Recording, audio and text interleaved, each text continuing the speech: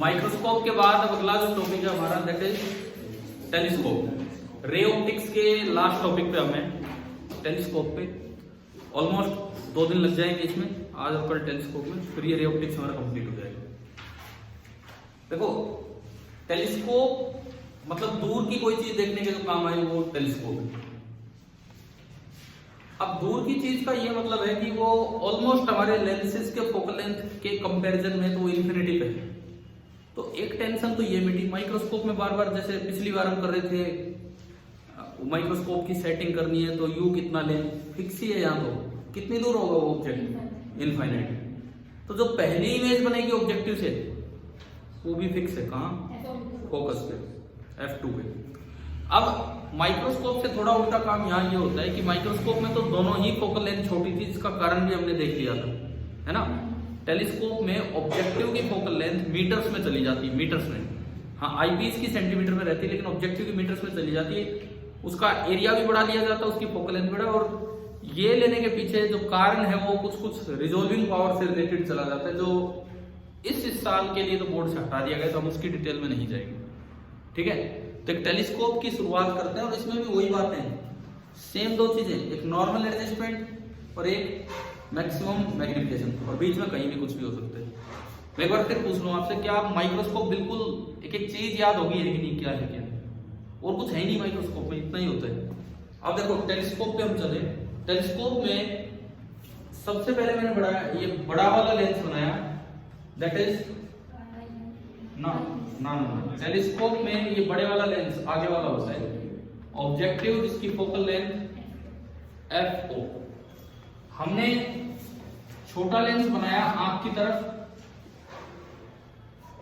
जिसकी focal length FE, ठीक है। कल जब आए तो अपनी एनसीईआरटी बुक जरूर लेके आए। आज तो मैं वैसे बेसिक पढ़ा रहा हूं आपको, कल एनसीईआरटी से एक एक चीज उसकी टेलीस्कोप की, जैसे हमने माइक्रोस्कोप कवर किया ऐसे हम टेलीस्कोप कर लेंगे, ठीक है। फिर इंस्ट्रूमेंट में तो कुछ बचेगा नहीं आपका, चाहे कुछ भी सवाल आ जाए वो आप सारे कर देंगे, एटलीस्ट बोर्ड में तो कर ही देंगे आप। मान लो यहां पे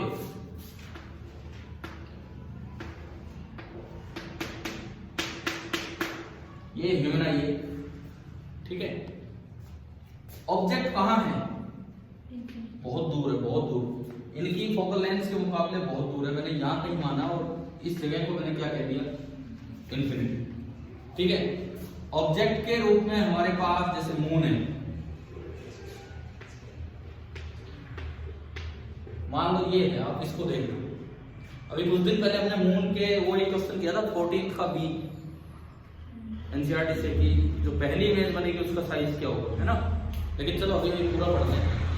देखो फर्स्ट इमेज की पोजीशन फिक्स है, क्योंकि इसके लिए वैसे तो ये रेडियस ऑफ लूनर ऑर्बिट के दूरी पे होती है, but r tends to infinity. तो फर्स्ट इमेज की पोजीशन फिक्स है, यहां से FO डिस्टेंस दूर, जो कि इसका सेकंड फोकस है, जो कि इसका सेकंड फोकस होगा, ठीक है। आने दो, रे आने दो। रे कैसे आएंगे, देखिए एक रे इसके टॉप से लीजिए, प्रिंसिपल सेंटर, ऑप्टिकल सेंटर से जाने दीजिए। ये वाली रे एज इट इज जाएगी, एज इट इज, बिना कोई टर्न। जहां भी ये इसको कट करेगी वहीं पे उसकी इमेज बननी है। तो ये एक छोटी सी इमेज बनेगी मून की, इन्वर्टेड इमेज। और शायद हमने एक दिन इसकी साइज निकालना सीख लिया था, सीखा था, ध्यान है, रेडियस ऑफ लूनर ऑर्बिट और इनकी मदद से डायमीटर ऑफ मून कुछ भी दिया था, तो हमने इसका साइज निकाल लिया था। आगे तो वही सेम चीज है जो आपकी सिंपल माइक्रोस्कोप में होती थी। या तो इसको अगले से कितनी दूर रख लो, FE, या DFE upon D plus FE, समझ रहे हो ना, बिल्कुल ही तो सेम चीज है, या बीच में कोई जनरल सा केस, ठीक है। पहले मैं लेता हूं नॉर्मल एडजस्टमेंट। नॉर्मल एडजस्टमेंट में ये कितनी दूर रखना होता है, FE। नॉर्मल एडजस्टमेंट में ये जो है ये आपको रखना होता है FE डिस्टेंस को, ठीक है। FE पे रखा है, इसके फर्स्ट फोकस पे रखा, तो इसकी इमेज कहां बनेगी, इन्फिनिटी, मतलब यही। तो आप यहां से एक रे लीजिए, ऑप्टिकल सेंटर से गई है, एज इट इज जाएगी, जहां भी ये इन्फिनिटी पे है, यही मून की एक बड़ी सी इन्वर्टेड इमेज बनेगी। समझ आ रहा है? रे डायग्राम कंप्लीट। अब बात करते हैं मैग्नीफाइंग पावर, वो भी बिल्कुल आसान है। इस वक्त इसने कितना एंगल बना रखा आप पे, उसे हम क्या बोलते थे? थीटा डिवाइडेड बाई, अब थीटा नॉट वहां अलग था, वहां क्या था? Theta naught. वहां तो यार आप नियर पॉइंट पे रख सकते थे, मैं मून को उठा के ला सकता हूँ नियर पॉइंट पे। यहाँ थीटा नॉट का क्या मतलब है? प्रैक्टिकल बात। वहां थीटा नॉट का मतलब था कि प्रैक्टिकली आप बिना इंस्ट्रूमेंट के उसे कितना बड़ा देख सकते हो, मतलब उसको आप कहाँ रख लोगे? कहाँ रख लोगे? नियर पॉइंट पे। प्रैक्टिकल बात यहाँ करें तो बिना इंस्ट्रूमेंट को मून के कितना बड़ा देख सकते हो? तो आप सीधा देखो, तो मून को तो हम पास ला ही नहीं सकते, मून तो जहाँ है वही है। इस वक्त मून ने आपकी आंख पे कितना एंगल बना रखा है? देखो मैं दिखाता हूँ। इस वक्त मून ने आपकी आंख पे जो एंगल बना रखा है उसको हम क्या बोलेंगे? Theta naught. समझ आया? मैग्नीफाइंग पावर ये एंगुलर मैग्निफिकेशन है, मोड, क्योंकि इन्वर्टेड है वैसे नेगेटिव होगा, थीटा अपॉन थीटा। क्या ये बिल्कुल कल जैसी डेफिनेशन है कि नहीं है? ठीक है। एक अप्रोक्सीमेशन कि ये जो आपने यहां लाइन ज्वाइन की, अगर वो एंगल थीटा नॉट है तो ये भी लगभग कितना होगा? Theta naught. कारण बताओ इसका। अगर वो एंगल थीटा नॉट है तो ये भी थीटा नॉट ही मिलेगा। यार ये कौन सी दूरी है अर्थ से मून की दूरी? कई किलोमीटर मिलेगी, ये तो मुश्किल से सेंटीमीटर मीटर मिलेगी। तो क्या ये डिस्टेंस नेग्लिजिबल है कि नहीं? इतनी दूरी से यहाँ जो एंगल बना जरा आगे गए वो भी ऑलमोस्ट सेम ही होगा। अब यहाँ अक्सर हम एल ट्यूब लेंथ इसको बोल देते हैं, यहाँ अक्सर हम इसको बोल देते हैं, ठीक है। तो जो एल है ये आर के मुकाबले बहुत ज्यादा छोटा है, इसलिए अगर ये एंगल थीटा नॉट है तो ये भी एंगल थीटा नॉट ही होगा, ठीक है। वो एग्जैक्टली थीटा नॉट और ये नियरली थीटा नॉट, थोड़ा सा डिफरेंस है बस, और कुछ नहीं। क्लियर है? समझ आ गया यहां तक? पहला डायग्राम बन गया नॉर्मल एडजस्टमेंट का। अब बस दो बातें, अगर मैं ट्यूब लेंथ इसको बोलूं separation between eyepiece and objective, तो दिख रहा है इसमें, डायरेक्ट दिख रहा है। बताओ कितनी है लेंथ? ये दूरी कितनी है फिलहाल? F E. तो ये लो भाई ट्यूब लेंथ, कल तो ट्यूब लेंथ अलग चीज थी, कल तो दोनों फोकस के बीच की दूरी थी लास्ट टाइम। ये कितना आ गया? F O plus F E. Clear? और मैग्नीफाइंग पावर भी बता दो ऐसे, थीटा बाई थीटा नोट करके। थीटा नोट, ये अगर थीटा नोट है तो ये भी कितना होगा? Vertically opposite angle. इस डायमीटर को एच डैश बोल दो, यहां से टेन थीटा नोट कितना? उसी को थीटा नोट बोल दिया करते हम, H dash by F O. और यहां से टेन थीटा कितना? Theta H dash by F E. आपने इन दोनों को वहां पुट किया, एच डैश कैंसिल। भाई समझ आ रहा है कि नहीं? एच डैश कैंसिल, थीटा के नीचे एफ ई गया और ऊपर एफ ओ। तो मेरे पास डायरेक्ट फॉर्मूला आ गया F O upon F E आ गया। जिस तरह नॉर्मल एडजस्टमेंट में सिंपल माइक्रोस्कोप में क्या फॉर्मूला आया था? D by F. Compound microscope में आया था L by F O into D by F E. इसी तरह यहां और भी आसान फॉर्मूला आ गया, F O upon F E. Clear है? और अगर साइन के साथ चले मोड हटा दें तो माइनस है कि प्लस? माइनस, क्योंकि इसके मुकाबले ये इमेज इन्वर्टेड है, नीचे बढ़ी। समझ आ गया? ठीक है, चलो मैं आगे बढ़ो। नेक्स्ट, ये यहाँ एंगुलर मैग्निफिकेशन इंपॉर्टेंट है, लीनियर मैग्निफिकेशन इंपॉर्टेंट नहीं है। इसलिए नहीं है, आपका यू भी इनफाइनाइट है। अगर आप इस पूरे के लिए देखें तो यू भी कितना है? इनफाइनाइट। और वी भी कितना है? इनफाइनाइट। फिर क्यों चक्कर में पड़ रहे हो इन्फिनिटी अपॉन इन्फिनिटी? समझ रहे हो? वो तो एक डिफाइंड है, लेकिन वो फिर इनडिटरमिनेट फॉर्म होती है, तो हम उतना मैथमेटिक्स में नहीं जाएंगे। तो एंगुलर मैग्निफिकेशन इंपॉर्टेंट है। रे डायग्राम क्लियर हुआ कि नहीं? एग्जाम में आए तो रे डायग्राम के साथ हमें जाना है, ठीक है। आप बिल्कुल ही दो रे दिखाएं तो यहाँ से एक और रे ले जाएं कैसे भी, लेकिन यहाँ से इसके पैरेलल निकाल दें ताकि पीछे आए तो यही आके मिल जाए। फॉर्मूले याद हो जाने चाहिए। Separation between objective and eyepiece इस केस में F O plus F E, और एंगुलर मैग्निफिकेशन इस केस में F O upon F E. With sign चले तो minus F O upon F E. Focal length of objective upon focal length of eyepiece. ठीक है, यहां से भी समझ में आता है कि एफओ क्यों बढ़ा लिया जाता है। अगर एफओ बढ़ा लेंगे, एफओ मीटर्स में लेंगे, एफई सेंटीमीटर में लेंगे, तभी तो ये मैग्निफिकेशन एक से काफी बड़ा होगा। अगर आपने एफओ ही छोटा ले लिया फिर तो ये छोटा ही हो जाएगा, फिर तो ये मैग्नीफाई कर ही नहीं पाएगा। क्या ये समझ आ गया यहाँ तक? ठीक है, अब दूसरा एक्सट्रीम केस, ये तो पहला एक्सट्रीम केस था, दूसरा एक्सट्रीम केस कौन सा होगा? क्या आप इसको छेड़ सकते हैं? नहीं, क्योंकि आप मून को ही मूव नहीं करा पा रहे। कल माइक्रोस्कोप में तो क्या हो रहा था कि आप ऑब्जेक्ट को कहीं भी ला सकते थे, आज तो ये माइक्रोस्कोप से आसान है। समझ आ रहा है आपको? क्योंकि इसमें एक चीज फिक्स है, वो इन्फिनिटी पे है, तो ये फिक्स है।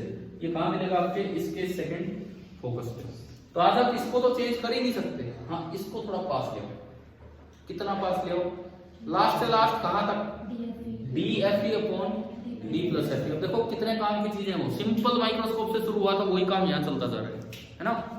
तो आपने ये इसमें लिखा है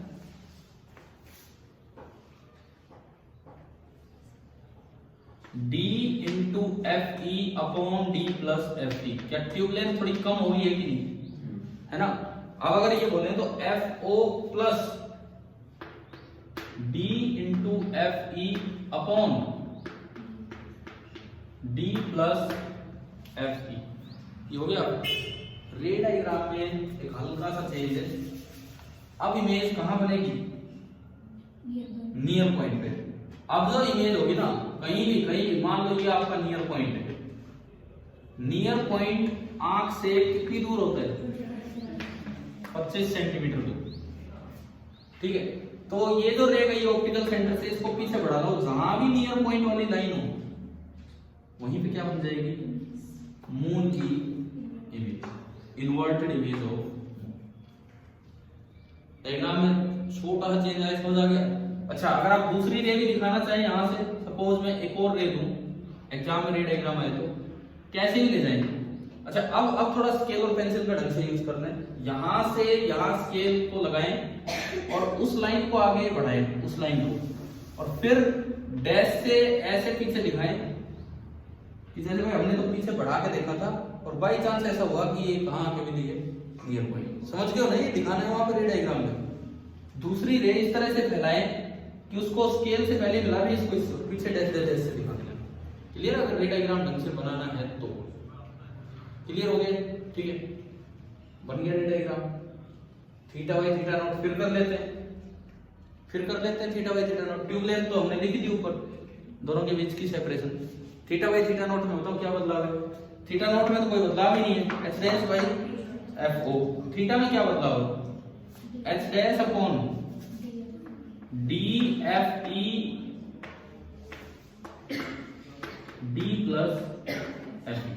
डिवाइड करो theta by theta naught. Theta by theta naught करोगे तो एच डैश से एच डैश गया। ठीक है, ये देखो मैं इसको लिखता हूं आगे, ये तो पिछला केस हो गया। Theta D plus F E upon D into F E divided by 1 by F naught. F naught ऊपर गए, ये देखो ये क्या है? F O upon F E, तो अभी आ गया, ये तो पिछली बार भी था। डी से अलग अलग डिवाइड करो, 1 प्लस ये मोड है माया। भाई एक गलती हो जाती है बहुत बार, हमारे दिमाग में बैठा रहता है D by F E, D by F ई। कहां पढ़ते हैं 1 plus D by F E? Microscope में वही दिमाग में बैठा रहता है, और पहले वो पढ़ के आता है, फिर यहाँ भी वो लगा देते हैं। जबकि यहाँ क्या होता है? 1 plus F E by with रे डायग्राम, आपका दोनों काम चल रहे हैं। तो अगर हम देखें तो हमने टेलीस्कोप में ये सीखा, नॉर्मल एडजस्टमेंट केस में जो दोनों लेंसेज के बीच का सेपरेशन है वो है F O plus F E, और जो मैग्नीफाइंग पावर आई उसका मॉडुलस आया F O upon F E. Least ना सॉरी मैक्सिमम मैग्नीफाइंग पावर अगर आपको चाहिए डिस्टिंक्ट विजन के लिए, तो उसमें आपकी ट्यूब लेंथ आई F O plus D F E upon D plus F E. पता है माइक्रोस्कोप से आसान इसलिए हो गया, माइक्रोस्कोप में एफ ओ पे इमेज ही नहीं बन रही थी, इमेज थोड़ी आगे बन रही थी। F O plus something plus U जाना पड़ता था, इसमें तो आसान है। तो अगर दूसरा केस ले तो ट्यूब लेंथ होगी F O plus D F E upon D plus F E, और magnifying power F O upon F E तो पिछली बार भी थी, अब उससे ज्यादा। कितनी ज्यादा? 1 प्लस 1 तो वही होगी, plus F E by B. अब यहाँ कोई कंपल्सन नहीं कि एफ ई डी से बड़ा हो, क्योंकि ये तो 1 में जुड़ेगा तो थोड़ी तो बढ़ेगी मैग्नीफाइंग पावर। ठीक है, तो मेरे पास मैग्नीफाइंग पावर की रेंज आ गई। ये इसको बोलते हैं एस्ट्रोनॉमिकल टेलीस्कोप। ये जो हम पढ़ रहे हैं इसको बोलते हैं एस्ट्रोनॉमिकल टेलीस्कोप। और मेरे पास मैग्नीफाइंग पावर की रेंज आ गई F O upon F E से लेके F O upon F E into 1 plus, बोलो क्या, हाँ ये ध्यान रखना, D by F E, F E by D. चलो मैं वैसे आपसे पूछता हूँ, माइक्रोस्कोप आसान है कि टेलीस्कोप? माइक्रोस्कोप में कितने काम है, टेलीस्कोप में जरा सा काम। ये पता है ये कितना टाइम हुआ, मैं आपको बताऊं 15 से 20 मिनट हुए हैं, हमारा लगभग टेलीस्कोप हो गया। हाँ हालांकि इसमें स्पेसिफिकेशन और बताएंगे क्या है, क्या कह रहे हो आप? फिर भी वही इजी है। वो इजी होने का एक कारण ये हो सकता है कि आपने कल भी एक रिवीजन क्लास ली थी, उस पे एनसीईआरटी के सारे सवाल भी आप कर चुके। मतलब मुझे तो जो पर्सनली लगता है कि माइक्रोस्कोप में तो ये देखना पड़ता है ऑब्जेक्ट कितनी दूर है। क्या कल बार बार हम सवालों पे नहीं जा रहे थे, उल्टे चलो फिर देखो यू कहाँ है, इसमें तो आधी टेंशन खत्म। ऑब्जेक्ट कहाँ है? इन्फिनिटी पे। इमेज कहाँ है? F2 पे। बस आगे आगे वाला वो सिस्टम वही है जो आपके सिंपल में। अच्छा इसका साइज पूछ ले तो, जो मैंने 14 का भी करवाया था, tan थीटा नॉट यहां से निकाल लो d by r, radius of lunar orbit, और tan थीटा नॉट यहां से निकाल लो h डैश बाई f0। उन दोनों को इक्वेट कर दो, वहां से आपका h डैश आ जाएगा, जो काफी छोटा आएगा उस d के मुकाबले, उस डायमीटर के मुकाबले। ये आपका था एस्ट्रोनॉमिकल टेलीस्कोप। इसकी एक लिमिटेशन है कि इसमें हमेशा कैसी इमेज बन रही है, इनवर्टेड। अगर आप ऐसे टेलीस्कोप की दूरबीन भी होती है, दूरबीन देखिए पुरानी फिल्मों में तो बहुत यूज करते थे, आजकल तो मुझे लगता है नहीं दूरबीन का भी कोई यूज होता होगा। पुरानी फिल्मों में तो भाई बहुत यूज करते थे, दूरबीन से ही देख लेते थे कौन कहाँ आ रहा है कहाँ नहीं। तो अगर ये दूरबीन दी जाए इसमें तो इमेज कैसी बन रही है, सामने से कोई आदमी आ रहा है वो क्या अपने सर पे चलता दिखेगा, वो उल्टा ही दिखेगा, वो धरती उल्टी दिखेगी, मतलब वो समझ में पहचानना मुश्किल हो जाएगा कौन आ रहा है कौन नहीं। तो इस एस्ट्रोनॉमिकल टेलीस्कोप को टेरेस्ट्रियल कैसे बनाया जाए, ये सवाल आ सकता है। एस्ट्रोनॉमिकल टेलीस्कोप को टेरेस्ट्रियल कैसे बनाया जाए? टेरेस्ट्रियल मतलब कि धरती के जीवों को देखने के काम आ जाए। मिरर लगा के तो कुछ पहुंचेगा ही नहीं हमारे तक, वो आप कैसे क्रेन पे जा रहे हो बाद में। आप अपनी बुक में ढूंढ के बताओ, ऊपर ही ऊपर देखो, इस पेज पे सबसे ऊपर बुक में ढूंढ के बताओ, फिर मैं आपको बताता हूं। ये जो ऊपर ही ऊपर देखो, अगर कहीं लिखा हो तो समरी वाले पेज के साइड में ऊपर ही ऊपर कहीं है लिखा है, क्या दे रखा है? कुछ लेंस और यूज करके एस्ट्रोनॉमिकल को कैसा बना लिया जाता है? टेरेस्ट्रियल। अब मैं वो बना के दिखाता हूँ। मान लो आप पढ़ गए पूरा एस्ट्रोनॉमिकल टेलीस्कोप, पेपर में आ रहा है कि इसे टेरेस्ट्रियल में कन्वर्ट करके दो। पेपर यार आजकल बोर्ड का भी ऐसे नहीं आता कि डायरेक्ट पूछा जा रहा है, हर एक चीज में वो मतलब 5 नंबर के सवाल अगर आते हैं ना आपके, आधी बार तो डिवाइस का नाम ही नहीं देते, खुद ही तो आइडेंटिफाई करो जो डिवाइस इसको इसमें करता है। अब आपकी आइडेंटिफिकेशन ही नहीं तो पूरे 5 नंबर के सवाल चले जाते हैं। पिछले कई सालों से पैटर्न चल रहा है, कई सालों से, ठीक है। तो आपको खुद ही आइडेंटिफिकेशन, कई बार तो बच्चे गलत ही चैप्टर में पहुंच जाते हैं, वो यहाँ डिवाइस आइडेंटिफाई करवा रहे हैं। मान लो जैसे इनके पेपर में था, अभी एक सवाल मैंने देखा था, क्या आइडेंटिफाई करना था, जो पॉजिटिव साइकिल को भी नेगेटिव में कर दे या नेगेटिव को पॉजिटिव में कर दे, कुछ ऐसा था। अब कोई बच्चा आइडेंटिफिकेशन गलत कर जाए, ट्रांसफॉर्मर मान ले तो ट्रांसफॉर्मर है, पहुंच गया ट्रांसफॉर्मर पे 5 नंबर के पेज भरिया है, नंबर 1 भी नहीं मिलेगा, ठीक है। तो हमें अपना डिवाइस भी आइडेंटिफाई करना आना चाहिए कि कौन सा है कौन सा नहीं। तो अब ये देखो, इधर आते हैं हम लौट के, टेरेस्ट्रियल टेलीस्कोप कैसे बनता है वो समझिए। पेयर ऑफ लेंसेज नहीं, हम सिंगल लेंस यूज करेंगे। पेयर ऑफ लेंस वो डबलेट होता है, जो थोड़ा और करेक्शंस कर देता है, हम वो नहीं करेंगे, हम सिंगल लेंस यूज करेंगे। इतना सा काम देखना है बस, बाकी सब ठीक है। मुझे इसको नीचे की बजाय कहां पहुंचाना है? ऊपर। तो साइज में नहीं जाना, साइज नहीं बढ़ाना, बस मेरा एक ही काम है कि इसको सीधा कर देना। तो आपको 2f याद है, कॉन्वेक्स लेंस का याद है? एक और डिस्प्लेसमेंट मेथड भी तो पढ़ा था हमने। एक कॉन्वेक्स लेंस है, उससे अगर 2f डिस्टेंस दूर ऑब्जेक्ट रखा हो तो 2f डिस्टेंस दूरी क्या बन जाती है? इमेज। इन्वर्टेड इमेज बनती है, सेम साइज की बनती है। तो बस वो कर लेना है। क्या कर लेना है? अब सुनो, इधर देखो, इस डायग्राम को ठीक करते हैं। बढ़ाऊं मैं इसको आगे? तो देखिए मैंने इसको मिटाया,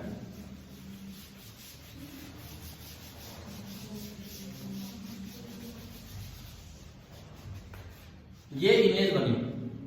अब मैंने क्या किया, एक करेक्टिंग लेंस बीच में यूज किया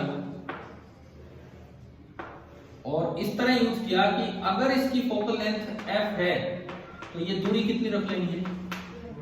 2f। 2f डिस्टेंस दूर अगर ऑब्जेक्ट है, 2f डिस्टेंस दूर अगर ऑब्जेक्ट है तो इमेज भी काम नहीं, 2f पे बनेगी, समझ गए हो? और सीधी हो जाएगी। तो यहां से फिर दोबारा से 2f डिस्टेंस दूरी आप गए और ये इमेज होगी सीधी और ये हाइट हुई h डैश। रे पहुंचानी है, पहुंचाओ सीधी, कोई दिक्कत ही नहीं है, गई यहां पे। ठीक है, अब वही दो काम अगर मैं अगले लेंस से fe डिस्टेंस दूर रखूं तो इमेज कहां पहुंच जाएगी? इंफिनिटी पे। फर्क क्या आएगा फॉर्मूला में? ट्यूब लेंथ हो जाएगी FO प्लस यहां FE था, FO plus FE plus 4F। Magnification same रहेगा D FO बाई FE, लेकिन पहले वो नेगेटिव था और अब वो पॉजिटिव हो जाएगा। ठीक है, दूसरा केस, आप सामने वाला लेंस इस तरह से रख देते हो कि ये दूरी D into FE upon D plus FE। तो जहां भी नियर पॉइंट है वहां तक रे को ले जाओ, जहां भी नियर पॉइंट है वहां क्या हो जाएगी इमेज। मैग्निफिकेशन में कोई फर्क नहीं, जो नेगेटिव था वैसे तो मोड लगा रखा था, जो नेगेटिव था वो क्या हो जाएगा? पॉजिटिव। यानी कि क्या फॉर्मूला बनेगा? FO upon FE into 1 plus FE by D। समझ आ गया? और ट्यूब लेंथ में क्या फर्क आ जाएगा? FO प्लस ये प्लस 4F और FO करेक्टिंग लेंस है बीच में। क्या ये टेरेस्ट्रियल, एस्ट्रोनॉमिकल से टेरेस्ट्रियल बनाना आ गया? ठीक है, अब ठीक है, ये तो हो गया। एस्ट्रोनॉमिकल में भी हमने तो दो केस पढ़ लिए, एक्सट्रीम एक्सट्रीम, बीच का केस भी तो आ सकता है, समझ गए हो? जैसे हमने उस माइक्रोस्कोप में भी लिया था बीच का केस। हाँ, तो इस तरह का भी एक चीज देख ले। फिर क्या होगा, हमारा एस्ट्रोनॉमिकल खत्म, फिर बचेगा टेरेस्ट्रियल। इसीलिए मैं कह रहा हूँ कि भाई कल आप एनसीईआरटी बुक जरूर हर एक बच्चा लेके आए। एक तो उससे लाइन टू लाइन रीडिंग बहुत इंपॉर्टेंट है, इसे एक पेज की, इसे एक पेज की, क्योंकि इसमें से कोई भी 5 नंबर के सवाल में पार्ट जुड़ के आ सकता है। ठीक है, उस पेज में बहुत कुछ दे रखा आपको। एस्ट्रोनॉमिकल ना रिफ्रैक्टिंग टाइप के जो टेलीस्कोप हम पढ़ रहे हैं इनके डिसएडवांटेज, फिर रिफ्लेक्टिंग टाइप टेलीस्कोप क्या होता है उसके एडवांटेज, फिर उसमें भी क्या कमी है, उसको भी ठीक करने के लिए कैसेग्रेन टेलीस्कोप कौन सा आया, और एक आधा न्यूमेरिकल हो जाएगा जो एनसीईआरटी एक्सरसाइज में है। समझ रहे हो ना कल की फिनिशिंग क्लास कौन सी होने वाली है? ठीक है, रे ऑप्टिक्स की हमारी फिनिशिंग क्लास होगी, वो क्लियर है? टेलीस्कोप यहां तक आ गया समझ। अब मैं क्या बता रहा था इसमें, कोई जनरल केस कि दो एक्सट्रीम के बजाय अगर आप कोई जनरल केस पे जाना चाहें तो देखते हैं।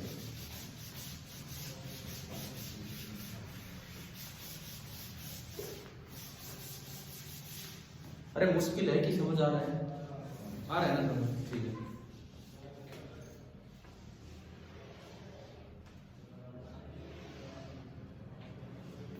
कोई भी हम जनरल सा केस देखें। ये मैंने बनाया ऑब्जेक्टिव। देखो मैं एक चीज क्लियर कर देता हूं आपको, रे ऑप्टिक्स में बच्चों को सबसे ज्यादा डिफिकल्टी इन टॉपिक्स में आती है। मतलब जो मैं तो अपने एक्सपीरियंस से बता रहा हूँ, जो पिछले जो बैचेस गए हैं, lens formula, mirror formula, even prism, ये भी आसान लगते हैं। इंस्ट्रूमेंट में आके थोड़ा घबरा जाते हैं, भाई कैसे तो रे डायग्राम बनेंगे, कैसे क्या है। तो इतना मुश्किल तो है नहीं शायद, अगर इंस्ट्रूमेंट ढंग से समझे तो। ये हमने ऑब्जेक्टिव बनाया, इसके सामने आई पीस,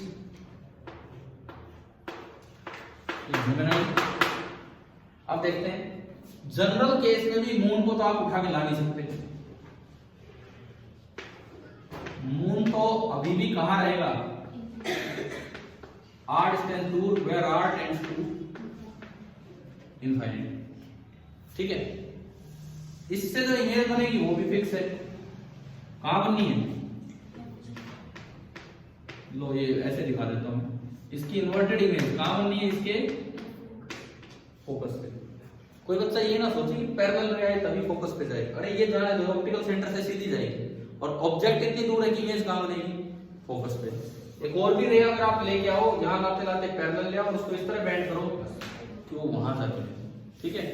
चलिए अब आगे बढ़े इसमें। अगर मैं जनरल केस लेना चाहूं तो ये उस रेंज में कहीं होना चाहिए। कौन सी रेंज? ये दूरी तो एफ ई और ये दूरी समझ आ गया नहीं, D into F E upon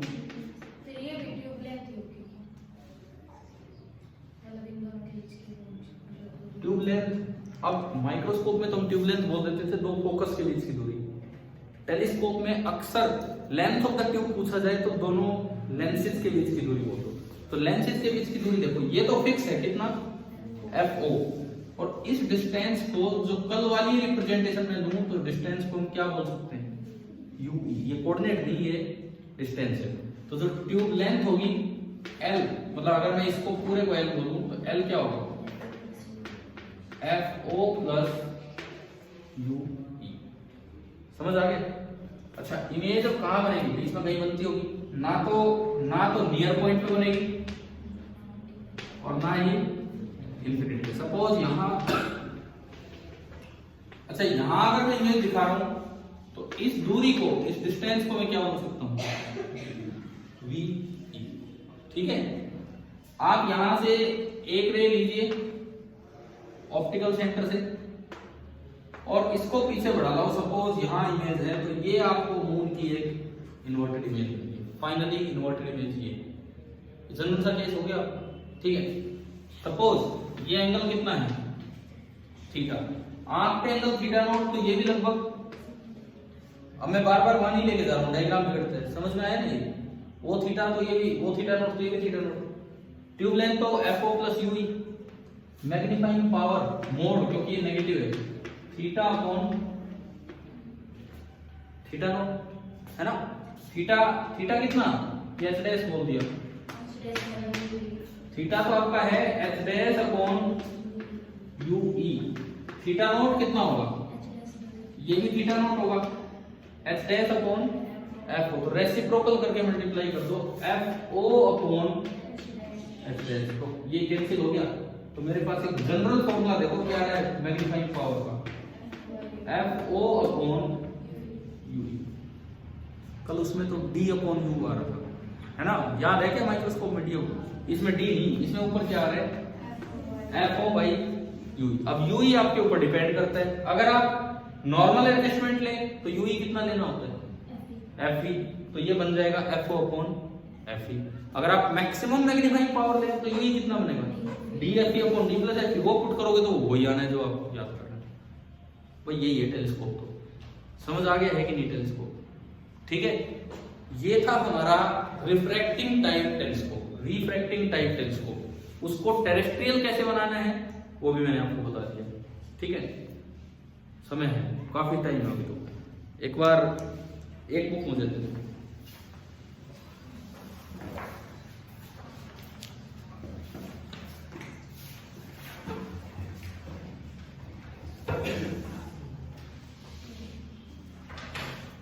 सवाल नंबर 34 पे आओ, पेज नंबर 349 निकालो अपनी बुक में, page number 349, question number 34।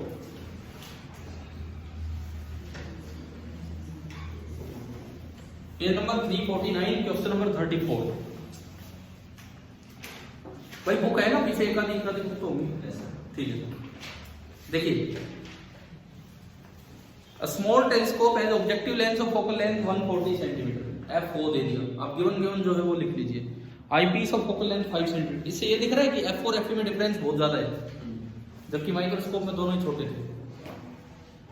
What is the magnifying power of the telescope for viewing distant object when normal adjustment? Direct formula लगाना, FO अपॉन FE मोड, ये उसका magnitude है, ठीक है, क्योंकि वैसे तो नेगेटिव हो जाएगा। और दूसरे केस में 1 + f/d होना चाहिए। तो करो एक मिनट, दोनों के आंसर निकालो।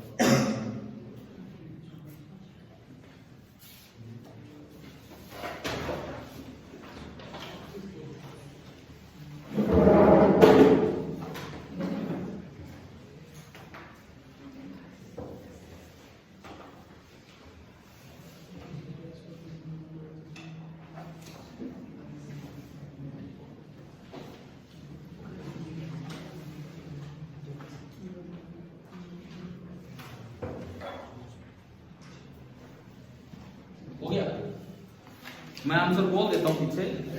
फर्स्ट का 28 है, क्या आ रहा है? Yes, sir. और सेकंड का 33.6। Yes, sir. क्या ये बहुत सिंपली सोल्व हो गई कि नहीं? ठीक है, देखो बहुत ज्यादा चांस ये है कि सवाल आएगा तो एनसीईआरटी से आएगा, न्यूमेरिकल आएगा तो थोड़ी सी वैल्यू अलग हो सकती है, लेकिन क्वेश्चन इनसे अलग नहीं जाने। उसके बाद 35, 34 के बाद 35। For the telescope described in part A, part A कौन सा था? Normal axis principal. What is the separation between objective lens and eyepiece? हाँ निकालो, अपने आंसर निकालो, मैं फिर बोलता हूँ। FO प्लस FQ हो गया ना? सेकंड में नहीं पूछा, केवल फर्स्ट में पूछा है ना? तो इसका आंसर बताऊं आपको 145 सेंटीमीटर। Yes, sir. आगे अगला सुनिए,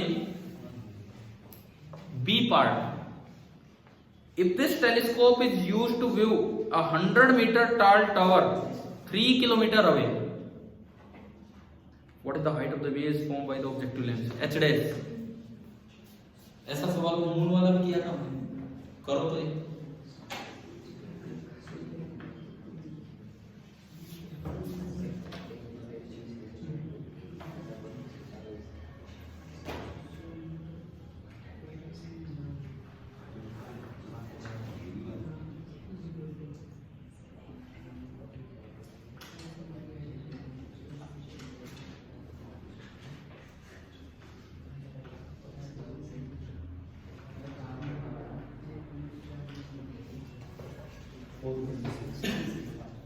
फोर 4.7 दिया है आंसर, है ना?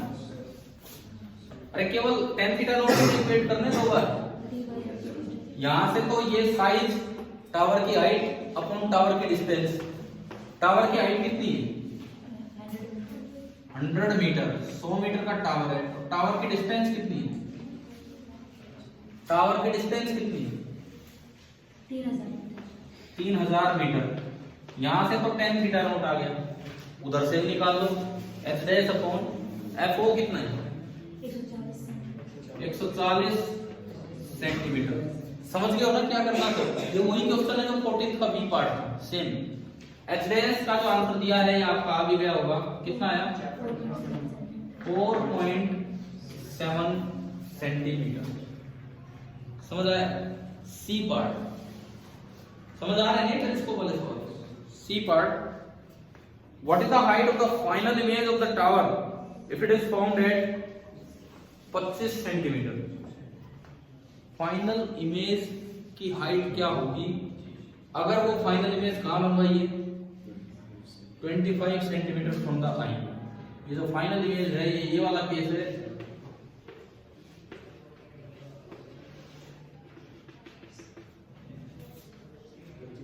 देखो एक छोटी सी बात सुनो, 25 पे बनवाई होगी तो यूई कितना लेना है? D into FE upon D plus FE। एक बार बताओ ये वैल्यू बताओ कितनी आ रही है? D into FE upon D plus FE बताओ कितना आ रहा है?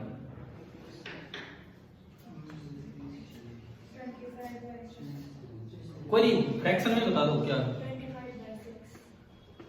हाँ भाई ये आ रहा है क्या? 25/6 सेंटीमीटर आ गया। अब देखो ये ट्रायंगल देखो, एक ये और एक ये, एक तो ये और एक एच डबल डैश जो मुझे निकालना है। इस छोटी ट्रायंगल में tan थीटा कितना? 4.7 अपॉन 25/6 और बड़ी ट्रायंगल में tan थीटा होगा h डबल डैश अपॉन 25। 25 ही तो है सेंटीमीटर। दोनों tan थीटा को इक्वेट करो।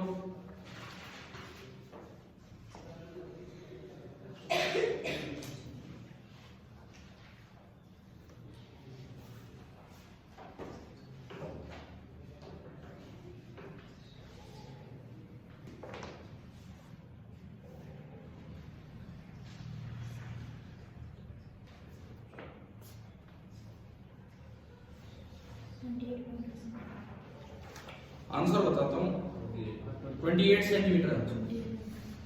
तो ये तो मतलब कोई फॉर्मूला ही नहीं लगा रहे हम, केवल ज्योमेट्री का यूज कर रहे हैं। समझ आ रहा है कि नहीं? जिसने एग्जैक्ट हाइट पूछी वो हमने एग्जैक्ट हाइट बता दी, केवल और केवल tan थीटा का यूज करते हुए पहुंच गए। तो इस टेलीस्कोप एस्ट्रोनॉमिकल या रिफ्रैक्टिंग टाइप टेलीस्कोप पे बेस्ड दो क्वेश्चन थे, 34 और 35। मुझे लगता है अब तो एक एक सवाल आपको आ जाना चाहिए इसका। कि बोर्ड एग्जाम में जब दिखे तो दिखते ही फटाफट आप सोल्व कर पाओ। ठीक है, और मैं आपको बताऊं पेपर के मुश्किल सवाल ही ये बताते बच्चे हर बार जब भी पेपर आता है, बाकी पेपर आता है तो 2-4 सवाल टफ आ गए। टफ कौन से आ गए? यही होते हैं ये, मतलब एनसीईआरटी के जो न्यूमेरिकल आ जाते हैं या कोई एक्सरसाइज का पार्ट आ जाता है इस तरह का, बाकी वैसे थ्योरी आती है। कोई डाउट है क्या बताऊंगा इसमें? क्लियर? तो ये हमारा हुआ astronomy sorry refracting type telescope. अगला जो सवाल है ना टेलीस्कोप वो रिफ्लेक्टिंग पे, 36वां सवाल रिफ्लेक्टिंग पे है और 37 और 38 फिर थोड़ा रिफ्लेक्शन पे चला जाता है जो हम अभी अवॉइड कर रहे हैं। करना होगा तो कल 38वां कर लेंगे, 37 क्या हुआ कुछ नहीं। अब आओ थोड़ा थ्योरी पार्ट में। टेलीस्कोप, जहां ये टॉपिक है टेलीस्कोप, यहां ये पेज नंबर 341, पेज नंबर 341 निकालो टेलीस्कोप। देखो मैं पढ़ रहा हूं ये एक ही तो पेज है, अगला और ये पिछला, बस इतना सही काम। टेलीस्कोप देखना, बुक में ध्यान देना। The telescope is used to provide angular magnification of distant objects. Linear magnification की तो हम चर्चा ही नहीं कर रहे। हाँ इसमें जरूर निकाला है S लेकिन छोड़ो उसको। ठीक है, मेन बात होती है एंगुलर मैग्निफिकेशन कितना है, डिस्टेंट मतलब दूर वाले object. It also has an objective and an eyepiece. ये कह रहे हैं माइक्रोस्कोप की तरह इसमें भी 2 लेंस होते हैं, but here the objective has a large focal length and a much larger aperture than the eyepiece. Objective का अपर्चर मतलब साइज बड़ा लिया जाता है, क्यों? ताकि ज्यादा लाइट को गैदर कर सके। साइज बड़ा इसलिए लिया जाता है, आपका ऑब्जेक्ट कहां है? इन्फिनिटी पे, इतनी दूर से रेज ही मुश्किल से पहुंच रही होती है, जिसको बड़ा लिया जाता है ताकि ज्यादा लाइट को ये गैदर कर पाए। ठीक है, और उसकी फोकल लेंथ भी बड़ी होती है and that thing is related to resolving power. ठीक है ना, अभी हम उस पर नहीं जा रहे हैं। Light from a distant object, जैसे मून है या कोई टावर था 3 किलोमीटर दूर, एंटर्स द ऑब्जेक्टिव, और ऑब्जेक्टिव कैसी इमेज बनाता है? Real image at its second focal point. Fix है ये फिक्स है कि इमेज कहां बनेगी? इसके सेकंड फोकस पे, ऑब्जेक्टिव के सेकंड फोकस पे। ठीक है, the eyepiece magnifies this image producing a final inverted image. Eyepiece ने उसी को नीचे ही मैग्नीफाई करके बना दिया था, पीछे वर्चुअल इमेज थी उसकी। The magnifying power M is the ratio of angle beta. इस बीटा को हमने बोला था theta, subtended at the eye by final image. तो द एंगल अल्फा को क्या बोल रहे हैं हम? Theta naught, which the object subtends at the lens of the eye. तो डायरेक्ट आई, ये लेंस और आई क्यों बोल रहे हैं? लेंस तो यहाँ है, आई वहां है, लेकिन इतनी दूर है ऑब्जेक्ट की, यहाँ और वहां एंगल दोनों सेम है। समझ गए ना? तो मैग्नीफाइंग पावर है नियरली बीटा अपॉन अल्फा। तो नियरली इसलिए कि लेना तो यहाँ का एंगल था, जबकि आपने ले यहाँ का लिया। ठीक है, और ये देखो डायरेक्ट आंसर आ रहा है इसका, इन्होंने खाली वो केस बताया नॉर्मल एडजस्टमेंट। क्या आंसर आया? FO upon FE। और in this case the length of the telescope tube. अब यहाँ पर ट्यूब लेंथ अलग से डिफाइन ही नहीं की कि जैसे कल किया था उसमें माइक्रोस्कोप में, बस अलग से ही बोल देते हैं कि दोनों के बीच की दूरी कितनी आई? FO plus FE। खत्म। दूसरा इन्होंने बताया नहीं, मैंने आपको पढ़ा दिया। दूसरा केस होता है लेंथ ऑफ द ट्यूब होगी FO plus DFE upon D plus FE, और मैग्नीफाइंग पावर होगी FO by FE into 1 plus FE by D। याद रखना, उसको गलत नहीं लिख देना। ठीक है, चलो जी अगले next. Terrestrial telescopes have in addition a pair of inverting lenses to make the final image erect. हमने एक लेंस यूज किया बीच में, पेयर कह रहा हम एक से भी काम चला रहे हैं, और फाइनल इमेज को सीधा करने के लिए उसकी भी आपने दोनों चीजें देख ली। मैग्नीफाइंग पावर के फॉर्मूले सेम रहते हैं, बस माइनस का प्लस हो जाता है, इसमें माइनस दिखा भी नहीं रहे। और ट्यूब लेंस में 4F ऐड हो जाता है, और F को बीच वाले लेंस की फोकल लेंथ। ठीक है, आगे refracting telescope can be used both for terrestrial and astronomical observation. Terrestrial observation चाहिए तो बीच में एक लेंस लगा दो, एस्ट्रोनॉमिकल चाहिए तो उसकी कोई जरूरत नहीं। आगे बात समझ में। फॉर एग्जाम्पल, ये एग्जाम्पल बड़े काम का यार, ऐसे डायरेक्ट सवाल बन के आ जाते हैं। For example, consider a telescope whose objective has a focal length of कितना? FO दे दिया आपको 100 centimetre and eyepiece focal length of 1 centimetre. इस चीज पे ध्यान रहे, FO FE में यहाँ बहुत फर्क होता है, माइक्रोस्कोप में ज्यादा फर्क नहीं था, वहां दोनों ही छोटे थे, यहाँ FO बड़ा है FE छोटा है। ठीक है, मैग्नीफाइंग पावर इसकी कितनी होगी? आप नॉर्मल एडजस्टमेंट केस मान के चलो, FO by FE magnifying power कितनी होगी? 100। ठीक है, अब उसका मतलब क्या है वो ये समझा रहे हैं एंगुलर मैग्निफिकेशन का मतलब क्या है ये समझा रहे हैं। Let us consider a pair of stars of actual separation 1 minute of an hour. देखो ये क्या कह रहा है, कहीं दूर हम इस टेलीस्कोप की मदद से कहीं दूर दो स्टार्स को देख रहे हैं। ये कोई टेलीस्कोप है, इसकी मदद से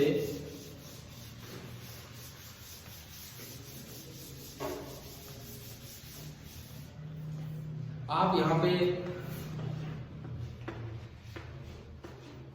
अर्थ पे हो,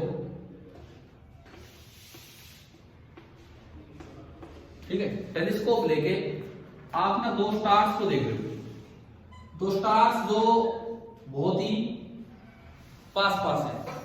अगर आप नेकेड आई से देखते तो उनके बीच की जो एक्चुअल सेपरेशन है वो कितनी है, 1 minute of an hour. 1 minute of an hour आपको पता होगा ट्रिग्नोमेट्री होती है 1/60 डिग्री, पता है कि नहीं। ये कह रहे हैं कि भाई वैसे तो इन दोनों के बीच का जो सेपरेशन था हमारी आंख पे जब आता है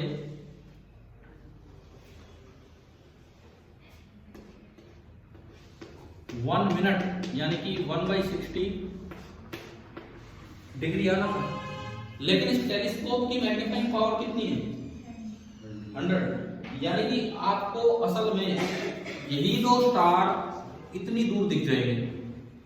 जब आप इस टेलीस्कोप की मदद से देखोगे ना तो आपको ये एंगल 100 टाइम्स बढ़ा हुआ दिखेगा और अब वो खुले खुले अलग से दिखने के चांसेस हैं। समझ आ रहा है क्या एंगुलर मैग्निफिकेशन क्या होता है, समझ आ रहा है ये। वैसे तो हमारी आंख पे इन दोनों के बीच का जो विजुअल एंगल ऑलमोस्ट कितना बन रहा था 1 मिनट, अब बनेगा 100 टाइम्स 1 मिनट, ठीक है। यानी कि 100/60 डिग्री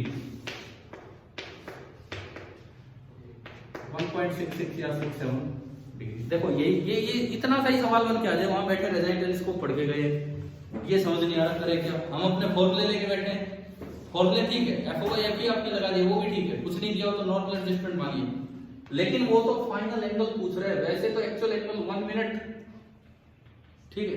कई तो उस 1 मिनट को घंटे में बदल जाते हैं 1 आवर, ये वो 1 मिनट वो टाइम वाला मिनट है क्या है, कई सेकंड में बदल लेते हैं, ऐसा यूनिट में बोले 60 सेकंड। अरे ये डिग्री वाला वो है 8 मिनट, ठीक है ना, तो उसको 100 टाइम्स कर देना। क्या ये सवाल समझ आ गया है कि नहीं, ठीक है। ऐसा ही एक सवाल अंदर वो 200-250 क्या था, वो माइक्रोस्कोप में पढ़ा था हमने, पढ़ा था ना इस तरह का ही। तो ये अंदर वाले क्वेश्चन भी सीधे बन के आ सकते हैं थ्योरी पार्ट में जो दिए रहते हैं वो। चलो भाई ये बताओ यहां तक आया समझ।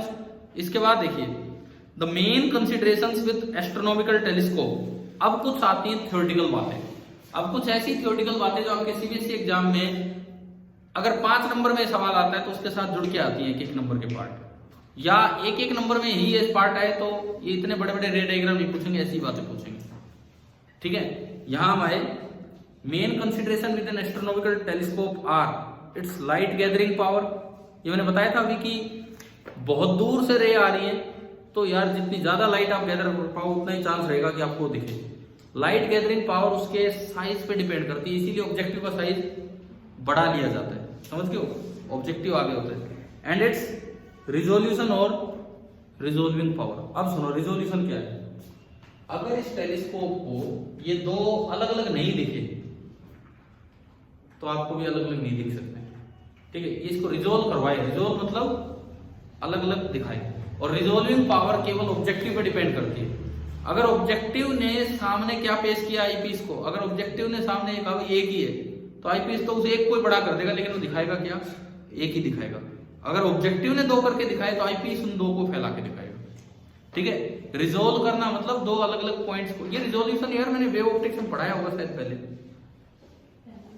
पहले नहीं पढ़ाया गया, ऐसे कैसे डिफ्रैक्शन में पढ़ाया होगा, डिफ्रैक्शन में मैंने पढ़ाया होगा। उस समय तो हम केवल ये देख ही नहीं रहे थे कि बोर्ड में कौन सा हटाया कौन सा नहीं, सारा ही करवाया था, है ना, जो पहले जब स्टार्ट हुआ था काम। तो अभी छोड़ो उस चीज को, अब ये कहता है द फॉर्मर मतलब लाइट गैदरिंग पावर, फॉर्मर मतलब जो पहले लिखी है वो चीज।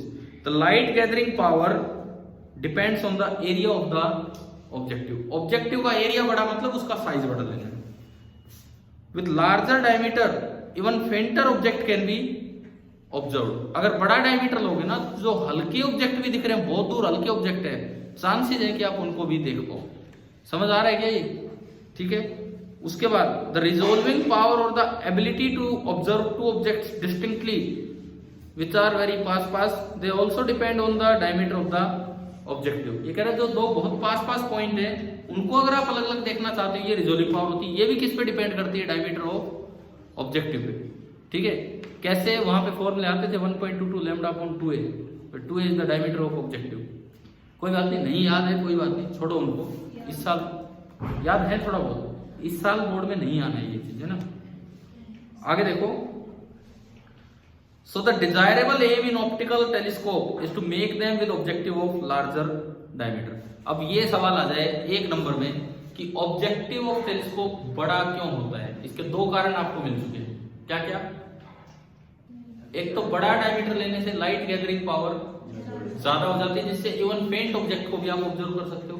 बड़ा डायमीटर लेने से रिजोल्विंग पावर अच्छी हो जाती है, जिससे पास वाले ऑब्जेक्ट्स को भी आप अलग अलग देख सकते हो। क्या ये समझ आ गया कि नहीं? क्लियर हुआ ना सभी को? ठीक है। उसके बाद the largest lens objective in use has a diameter of 40 inch 1.02 metre. यार 1 मीटर काफी बड़ा हो जाता है लेंस का डायमीटर।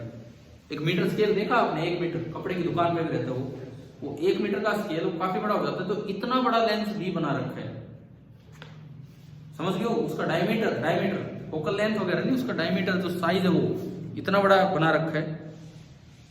अब कोई सोचे 100 मीटर के तो लेंस बन नहीं सकते हैं। ठीक है, डायमीटर इतना ही हो सकता है। लार्जेस्ट है ये वर्ल्ड में हमारा जो। It is at Yerkes observatory. अब जो लैब है जो ये एस्ट्रोनॉमिकल चीजों को ऑब्जर्व करने के काम आती है उनको ऑब्जर्वेटरी बोलते हैं। एट विस्कॉन्सिन यूएसए, अमेरिका में है ये। अब देखो, अब यहां पे पूछ ले आपसे रिफ्रैक्टिंग टाइप टेलीस्कोप के डिसएडवांटेज। अगली लाइन में सवाल यूं आ जाए कि what are the disadvantages of refracting type telescope. पहला disadvantage, such big lenses tend to be very heavy. उन्हें कहां रोके हम? वो गिर जाएंगे, उन्हें रोकना ही बड़ा मुश्किल होता है। देखो लेंस में एक प्रॉब्लम है, मिरर हो तो मैं उसके पीछे कुछ लगा दूं भाई, लेंस पे रख दिया, लेंस को यूं रख दिया तो रे आगे जाएंगी, तो उसको रोक पाना मुश्किल होता है। ठीक है, एक तो बहुत हैवी बन जाते हैं and therefore difficult to make. एक तो बनाने मुश्किल है and support by their edges. Lens को यूं पकड़ना पड़ेगा, लेंस को साइड से पकड़ना पड़ेगा। क्यों? अगर बीच में आपने उसको यूं रख दिया तो क्या रे को जाने देगा? मिरर होता तो कोई प्रॉब्लम नहीं थी, लेंस में तो ये भी तो समस्या है। पहली दिक्कत आ गई, हैवी है, उसको बनाना मुश्किल है। बनाना मतलब उसको डिफेक्ट फ्री बनाना मुश्किल है। ठीक है, और फिर उसको केवल और केवल एजेस से सपोर्ट दे पाना मुश्किल है। उसके बाद further it is rather difficult and expensive to make such large size lenses which form images that are free from any kind of chromatic aberrations and distortion. ये वही है, डिफेक्ट फ्री। मान लो आप बना भी दो, बड़ी मुश्किल से बना दो, बहुत महंगा तो लेंस बनेगा और फिर वो एब्रेशन फ्री नहीं बन पाता है। तो यहां तक जो ये 2-3 चीजें आई हैं, इन सभी में आपको डिसएडवांटेज मिल गई है। किसकी? Refracting type telescope. भाई बोर्ड एग्जाम में कोई भी सवाल इनमें से उठ के आ सकता है, समझ गए हो ना? ठीक है, न्यूमेरिकल तो आसान ही बन रहे थे इस पे, वो हमने कर ही दिए। अब ये थ्योरेटिकल बातें आ रही है। बताना 3-4 डिसएडवांटेज क्या क्या आपकी समझ में आई है। रिफ्रैक्टिंग टाइप, पहली बात हैवी लेंस है, उसको सपोर्ट करना एजेस से मुश्किल होता है। तीसरी बात, अगर आप एब्रेशन फ्री लेंस बनाना चाहते हो तो बड़ा कॉस्टली है, एक्सपेंसिव है और डिफिकल्ट भी। और भी कुछ बताए? हाँ, वो वही है डिफेक्ट फ्री बनाने की। ये आगे है ना यार, ये सामने पता है, ये सामने इतना मार्जिन रहता है आपकी बुक में। ये मार्जिन इसीलिए देती है एनसीईआरटी, कुछ मार्जिन रिमार्क आप डालें। यहाँ अंडरलाइन किया या साइड में 3 लाइन लगा के लिख दिया भाई ड्रॉबैक्स या डिसएडवांटेजेस ऑफ रिफ्रैक्टिंग टेलीस्कोप, नहीं तो समझ ही नहीं आएगा कहाँ क्या है बुक में। अब पता है तैयारी ऐसी होनी चाहिए, जब जिस दिन बोर्ड पेपर देने जाओ ये ऐसे सवाल कॉम्पिटिटिव एग्जाम में तो आएंगे नहीं, है ना। वहां तो अपने अलग तरह से सवाल आएंगे इसके डिसएडवांटेज। वो तो कोई थ्योरेटिकल बना दी क्वेश्चन तो बात अलग है। बोर्ड एग्जाम में अगर ये क्वेश्चन दिखे तो आपके दिमाग में पेज आ जाना चाहिए एकदम कि हाँ भाई ये पेज था, यहाँ जगह थी और मैंने कुछ लिखा था यहाँ। ये होती तैयारी तो अपने आप ही अच्छा होगा पेपर। अच्छा, इसके बाद अब ये कहता है कि फॉर दीज रीजंस, इन्हीं कारणों से मॉडर्न टेलीस्कोप में क्या यूज किया जाता है? Concave mirror. और यहां से स्टार्ट हो जाता है आपका रिफ्लेक्टिंग टाइप टेलीस्कोप, ये हम कल करेंगे। कल ये हम रे ऑप्टिक्स कंप्लीट कर रहे हैं, कल ये रे ऑप्टिक्स वाला पार्ट हम बिल्कुल पूरा कर रहे हैं। और भी किसी को कोई डाउट हो पूछ लेना। स्कैटरिंग हटा दिया गया है इस साल सिलेबस से, मैंने कल आपके ग्रुप पे उस सिलेबस भी डाला था दिल्ली से, है ना, तो देख लेना। चलिए ठीक है।